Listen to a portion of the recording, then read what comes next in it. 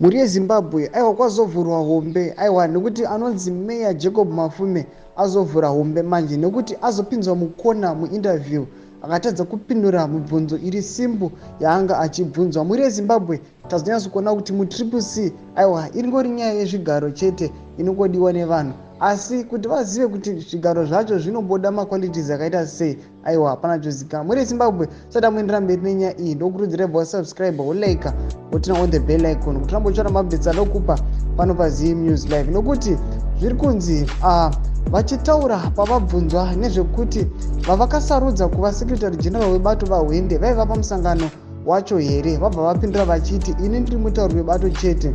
Zvimwe zvamambe kubvunza votozovabvunza vanhu vacho panguva yauchataura navo. Vanoendera mberi vachibvunzwa nezvekuti vaLinet Karenikore vaivapo here pamusangano wacho. Zvinhu zvabva zvatorezva kumira vachiita kunge vanga vava kuda kutosimuka panga vagire. Saka muri yeZimbabwe tinoona chitiko ichi chinoitika patinoona kuti aiwa Mayor Jacob Mafume anova mutauriri webato TSHABANGU anobvunzwa mibvunzo ingori simbu, asi anotadza kupindura mibvunzo inenge ichingoda hongu kana kwete. Aiwa chitiko ichi chinatso kuratidza kuti aiwa bato reTSHABANGU rinenge roparara, bato reTSHABANGU kunenge kusina kwariri kuenda.